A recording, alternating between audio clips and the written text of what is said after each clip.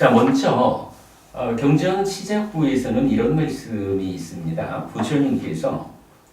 부처님이 이제 늘 비구들하고 함께 생활을 하시지요. 그런데 자, 내가 보름 동안은 좀 혼자 있어야겠다. 그러니 내가 혼자 있는 동안에는 음식을 나르는 사람 말고는 누구도 나에게 오지 마라. 나의 혼자 머금을 방해하지 마라. 이렇게 말하는 거죠. 자, 여기서 음식을 나르는 사람 외에는 누구도 다가오지 말라라고 하는 요 구절이 나름대로 어떤 경우에 경전에서 이런 구문을 사용하고 있을까라는 것을 좀 조사를 해봤어요. 그랬더니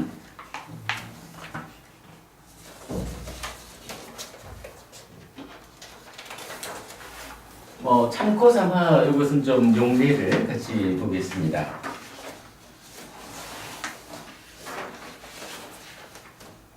자, 음식을 나르는 사람 외에는의 용례를 요약해 봤어요. 첫 번째로는 위나야, 그러니까 율이라는 거죠. 우리가 보통 경과 율 이렇게 말할 때 경은 숫자이고 율은 위나야인데요. 위나야, 율 중에 가장 커다란 벌칙이 수반되는 율이 네 가지가 있어요. 요거 바라이제라고 우리가 알고 있는 거죠. 그래서 가장 커다란 벌칙이라는 건 뭐냐 하면 더 이상 출가자로의 삶을 살 수 없다. 그리고 옷 벗고 나간 다음에 다시 비구가 될 수 없다라고 하는 가장 큰 벌칙이 수반되는 율이 네 가지가 있다라는 거고, 그 네 가지가 뭐냐 하면 첫째로는 비구니가 음행을 하는 거예요. 그리고 두 번째로는 주지 않는 것을 갖는 거고요. 세 번째가 사람을 죽이는 거예요. 그러니까 살생을 한다라는 거하고는 좀 다르죠. 예를 들어서 지나가는 벌레를 한 마리 죽였다. 이것도 살생이지만 그거와는 좀 강도를 달리해서 사람을 죽이는 행위, 요것이 세 번째고, 네 번째는 인간을 넘어선 경지를 사칭한다라고 해서 고도의 수행을 통해 가지고 달성하는 어떤 높은 경지를 자기가 아직까지 달성하지 못했으면서도 나는 이런 사람이요 라고 거짓으로 말하는 요 네 가지를 사바라이제라고 해서, 그 경우에는 비구니의 삶을 유지할 수가 없어요. 쫓겨나는 거예요. 그리고는 제가자로의 삶을 살다가 또다시 출가를 하겠다 라고 해도 비구가 될 수 없어요. 사기까지는 가능하다 이런 얘기를 해요. 자, 그 중에 세 번째 바라이제가 사람을 죽이는 요건데, 살인을 한다라고 하는 이것이 금해지는 율이 생겨나는 과정을 이때 말해주고 있어요. 자, 보겠습니다. 부정관 수행의 부작용으로 비구들이 자결하거나 다른 비구에게 부탁해 죽임을 당하는 사건 때문에 아난다 존자가 부처님께 다른 법을 설해달라고 요청하고, 부처님은 외살리 인근의 모든 비구를 모이게 한 뒤에 들숨날숨에 대한 삿디 사마디를 닦고 많이 행할 것, 이것을 설하고 이어서 세 번째 바라이제인 사람을 죽이지 말 것을 설한다. 이렇게 제가 정리를 했어요. 무슨 얘기냐 하면 부처님께서 내가 한 3개월 홀로 머물러야겠다. 그동안은 지금 우리가 보는 음식을 나르는 사람 말고는 누구도 다가오지 마라. 이렇게 말씀을 하신 거예요.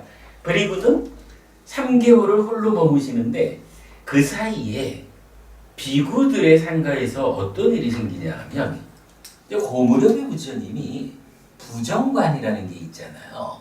내 몸이 얼마나 더러운 것인지, 그래서 몸을 31가지 부위로 이 몸이라는 게 머리칼이고 콧살이고 뭐 피고 고름이고 뭐 이런 식으로 내 몸을 껍데기로 보면 이뻐 보이지만 사실은 들여다보면 그게 이쁘다 할 수 없는 것들이 모여 있는 거예요. 뭐 이런 식으로 부정하다라고 몸을 봄으로써 탐욕을 버리게 하는 이런 수행이 이제 부정관이잖아요.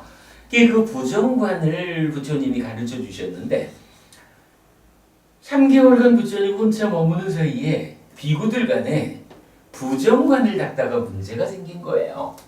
야, 이 더러운 몸으로 내가 살아야 하느냐? 나 이 몸으로 살기 싫다. 이래가지고 비구들이 이 몸으로 안 사는 방법이 뭐가 있어요? 죽는 거잖아. 그래서 막 자살을 하고요. 심지어는 어떤 좀 못된 비구한테 당신이 나를 죽여주시오. 나를 죽여주면 나의 바루와 가사가 그대 것이 될 것이요. 뭐 이러면서 죽여달라고 청하기도 하고 그래요. 그래가지고 나중에는 이 못된 비구가 하루에 10명, 20명, 30명, 50명, 60명 막 비구들을 죽여주는 거예요. 이제 그런 사건이 일어난 상태에서 3개월 후에 부처님이 홀로 모험을 마치고 나오셨다고요. 나와서 보니까 아니 하루에도 막 50명, 60명 죽였으니까 얼마나 많은 비구가 죽었겠어요. 왜 부처님이 아니 왜 이렇게 비구들의 숫자가 줄었느냐? 라고 하니까 아난다 존자가 보고를 드리는 거예요. 부처님, 비구들이 부정관 수행을 하다가 이 몸으로 살기 싫다라는 큰 생각을 일으켜서 자살을 하기도 하고 어느 못된 비구한테 의뢰해가지고 죽임을 당하기도 하고 그랬습니다.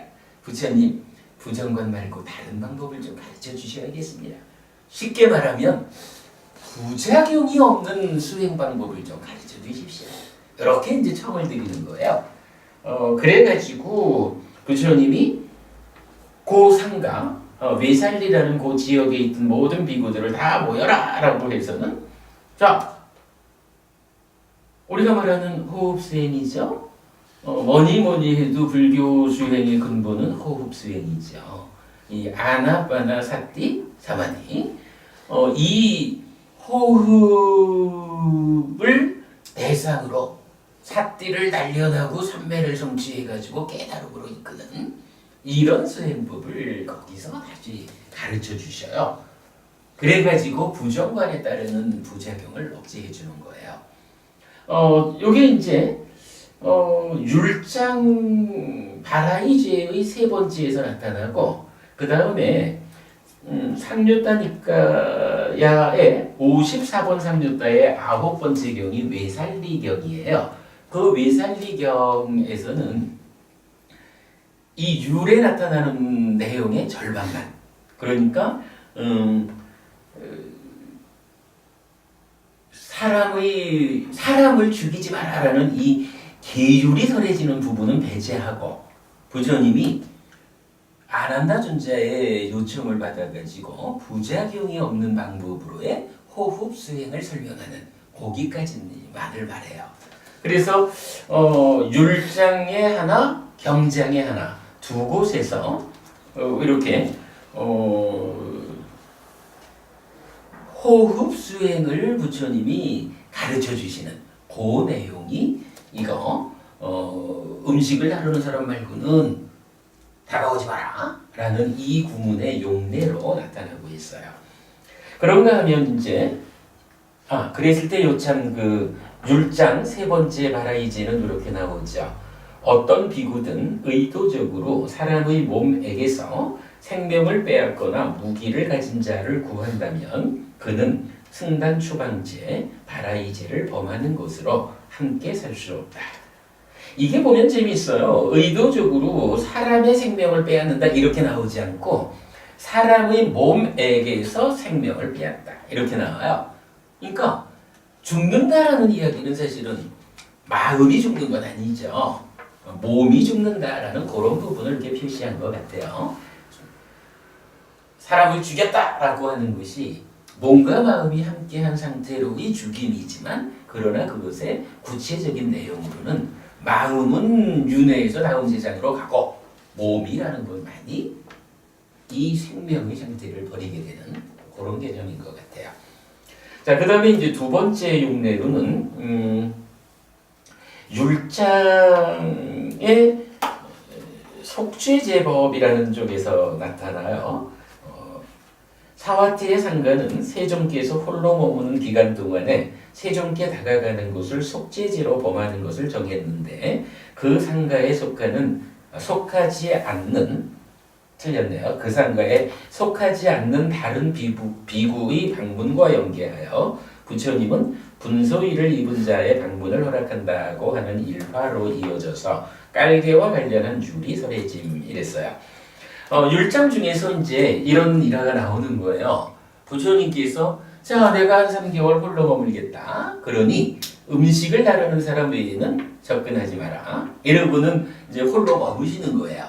그러니까 비구들이 어떻게 생각하냐 하면 부처님께서 이리 하라 하셨으니 우리가 부처님께 다가가지 말자.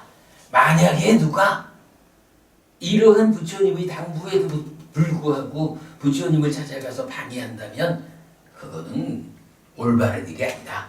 속죄제의 항목으로 설정을 하자. 이렇게 얘기를 한 거예요. 근데 이거는 사실은 좀 특별함이 있어요. 원래 그 율이라고 하는 거는 부처님이 직접 설하시는 거거든요. 비구들아, 이렇게는 이런 일을 하지 않아야 한다. 라고 부처님이 직접 주시는 건데 여기서는 사와티의 그 상가, 비구들이 우리가 이러한 규칙을 정하자. 부처님 오지 말라 할 때 가는 것은 속죄제를 범한 것으로 하자. 요렇게 조금은 좀 다른 측면으로 설명이 되는데 근데 이제 문제는 부처님이 혼자 머무시는 그 사이에 이 사와티의 상가에 속한 비구들은 부처님한테 안 갔겠죠. 그런데 다른 곳에 있는 어떤 비구가 자기 제자들을 이끌고 부처님을 뵈러 온 거예요. 그래서 부처님하고 인사하고 말씀을 여쭙고 이랬는데 부처님이 가만히 생각하니 아하 이 동안에 나를 찾아오면 속죄제를 범하는 것으로 이 상가가 정했는데 라고 읽어가지고 물어봐요. 그대는 이런 내용을 아느냐? 하니까 모릅니다. 라고 하죠. 그래서 부처님이 그렇다면 마침 이제 그 비구들이 분소의를 입은 두타행을 하는 스님들이었어요. 분소의를 입은 비구들이 그동안에 나를 만나러 오는 것은 내가 허락한다. 라고 말씀을 하셨어요. 그러니까 이제 사와티 상가의 비구들은 부처님을 뵙지 않아야 하는 기간에 누가 부처님을 뵈러 갔으니까 이제 딱 기다리고 있는 거예요. 이 사람들이 나오면 당신들은 속죄제를 범했어 라고 일러주려고. 그런데 딱 나와가지고는 부처님이 허락한다 하셨습니다. 이래 되니까 이제 거꾸로 생각을 하게 되는 거예요. 와, 나도 사실은 그 3개월의 과정 동안 부처님을 뵙지 못하는 것이 싫어. 나도 부처님을 좀 뵙고 싶어. 그런데 오지 말라 하셔가지고 못 가고 있는데 분서의를 입은 비구들은 허락한다라고 부처님이 말씀을 하신 거예요. 그러니까 이 상가의 비구들이 이제 상가의 생활하는 그 어떤 규칙에서 살짝 벗어나가지고 의도적으로 분서의를 입는 거예요.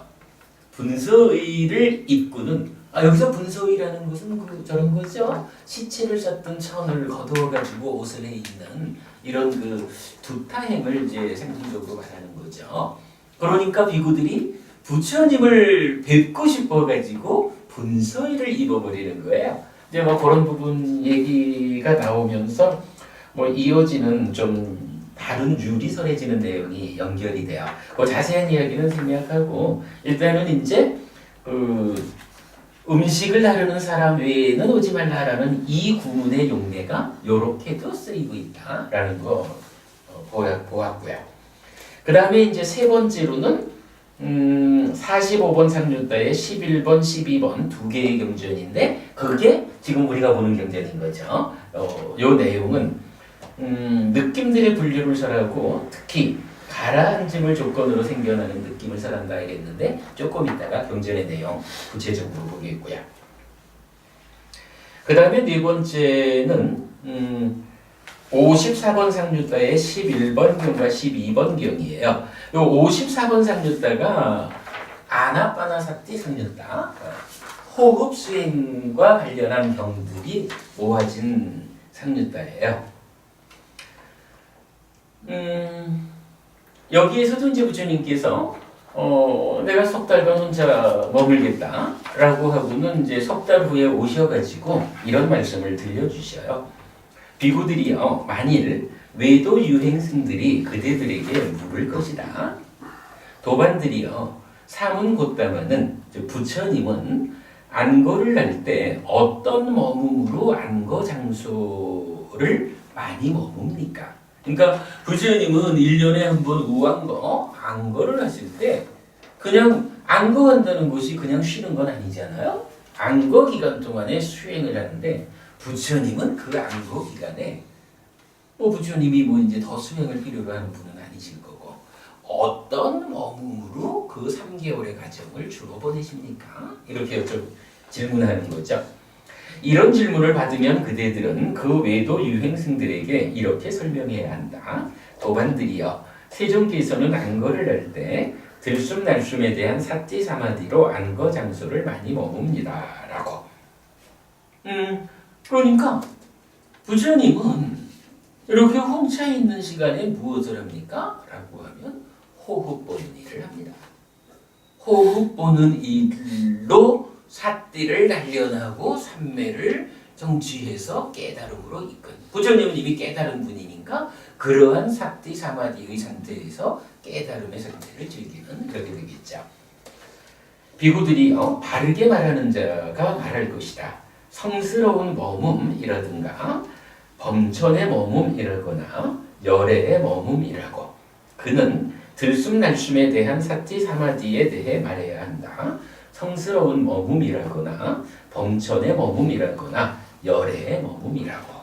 그러니까 거짓을 말하지 않는 사실 그대로를 말하는 올바른 사람이 어떠한 상태를 성스러운 머뭅, 범천의 머뭅, 열애의 머뭅 이런 식으로 말을 한다면 어떤 것이 그런 머뭅이냐? 바로 들숨날숨에 대한 사띠사마디, 호흡을 대상으로 붙잡아가지고 사띠를 단련하면서 삼매를 성취해서 깨달음으로 이끄는 이러한 우리가 보통 말하는 호흡 수행이죠. 사념초 수행의 신정초에 속하는 호흡이죠. 이 호흡 수행이야말로 성스럽게 머무는 거고 범천에 머무는 거고, 여기서 범천이라는 것은 색개무색개 하늘의 신을 말하는 거죠. 그리고 열애의 머뭅이다 라고 해서 이 전체적으로 보면 어때요? 부처님은 오직 한 가지가 필요하다고? 그거는 호흡이요. 이렇게 말하는 거죠.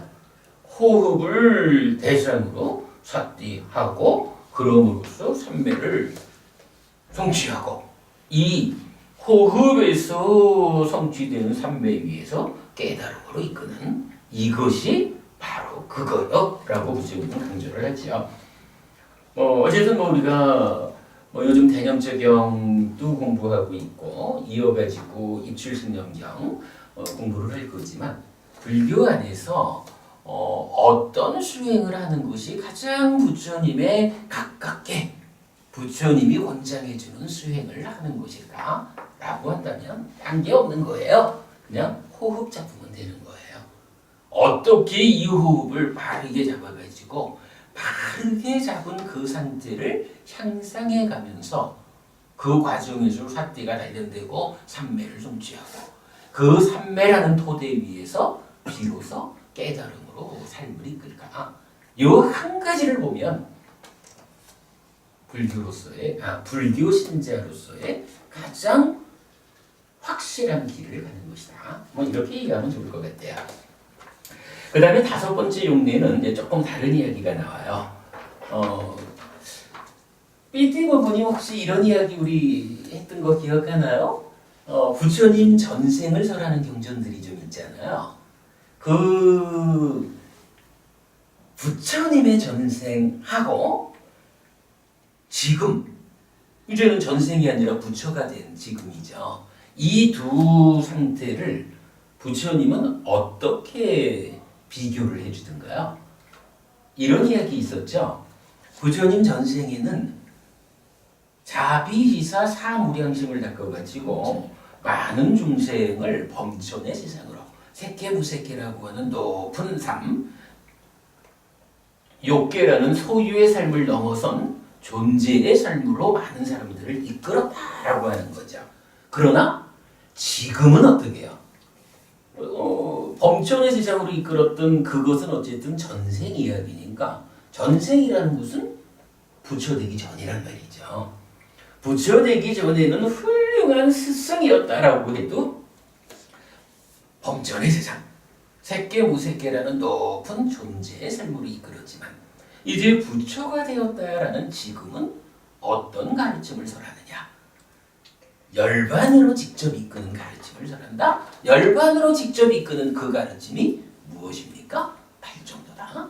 이렇게 나오는 게 부처님의 전생 이야기를 설하는 경전들의 어떤 대표적인 개념이죠. 다섯 번째 용례 디가니까야 19번 마하고빈다 숫다거든요. 여기에서도 이제 그 이야기를 하는데 이 용례가 나타나요. 부처님의 전생 마하고빈다 바라문의 일파입니다. 사람들은 마하고빈다 바라문이 범천을 직접 보고 토론하고 이야기하고 상의한다고 알고 있지만 그러지 못하는 그는 옛 스승들의 가르침에 따라 우기철 넉 달 동안 혼자 앉아 연민하는 선, 그러니까 까루낭 자낭, 그러니까 자비희사 사무량심 중에 비라는 얘기죠. 비라는 선을 닦고자 합니다. 그래서 음식을 다루는 사람 외에는 누구도 접근하지 말 것을 정합니다. 그러나 우기철 넉 달 동안 홀로 앉아 연민하는 선을 닦고도 범천을 직접 만나지 못하자 그때 비로소 출가해서 사무량심을 닦습니다. 부처님의 전생을 설하는 경전들의 중심 주제는 과거에는 사무량심을 닦아 많은 중생들을 범천의 세상으로 이끌었지만 지금은 열반으로 직접 이끄는 팔정도를 설한다는 것인데 이 경에서도 동일하게 설해집니다. 다섯 가지 용례를 보았는데 결국 그렇죠. 다섯 번째로 나타나는 마하고빈다 경, 부처님 전생 이야기 하나를 제외하고 나면 앞에 네 가지 경우는 뭐예요? 모든 경들이 그러니까 부처님이 홀로 머물고 나서 무엇을 설했을까? 라고 할 때 그 중심에는 호흡수행이 있고 이런 식으로 볼 수가 있죠. 한 가지 배제되는 경우도 따지면 부처님의 전생 이야기로 나타나니까 경전은 물론 이게 우리가 지금 이 경전을 보면서 이런 구문의 용례를 본다는 게 뭔 의미가 있을까? 이렇게 볼 수도 있지만 어쨌든 우리가 공부를 하다 보면요.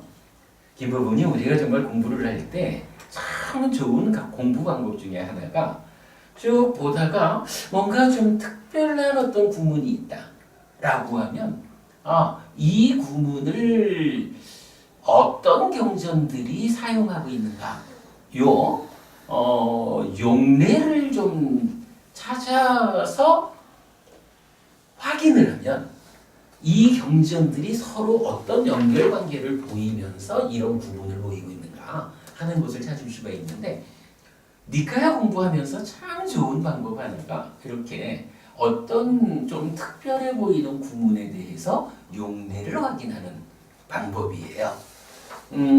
지금 이 경전에서 직접 이 용례가 어떤 역할을 하는 건 아니겠지만 어쨌든 이런 니카야 공부에 아주 좋은 방법인 이라는 이 구문의 용례를 조사하는 방법을 제가 소개해 드리려고 이렇게 한 장을 만들어서 일단 설명을 해 드렸어요. 이게 재밌어요. 음식을 나르는 사람 외에는 이라는 요런 용례로 들어가다 보면 첫 번째 설명한 데서 이렇게 나왔잖아요. 부처님이 메살리 인근의 모든 비구를 모이게 한 뒤에 가르침을 설해요. 제가 이걸 또 보다 보니까 뜻밖의 부처님이요. 굉장히 많은 경전이 있지만 그 경전이 지금 마주한 사람들하고 대화를 하는 거잖아요. 드물게, 아주 드물게 다들 모여라 라고 모일 수 있는 비구들을 다 모아놓고 부처님이 법을 설하는 경우가 몇 번 있어요. 그런 경우는 뭐겠어요? 특별하게 중요한 어떤 거, 모두가 잘 알아야 되는 거, 이래가지고 뭐 다 불러놓고 법을 설하겠죠. 여기서 연결되면 그 용례로도 가는데, 이 용례도 제가 지금 갑작스럽게 생각은 안 나는데 세 개는 생각이 나요. 바로 여기서 요게 하나에 모아놓고 말하는 거고, 대반열반경에서 보면 또 다 모여라 라고 해서 법을 설하는 게 두 가지가 나타나요. 뭐 그런 이야기 뒤에 한번 설명드리겠지만, 이런 식으로 경전을 어떤 구문들의 용례를 확인하는 과정을 통해서 연결하는 거, 경전 공부를 하는 아주 좋은 방법이에요. 일단 거기까지 말씀드리고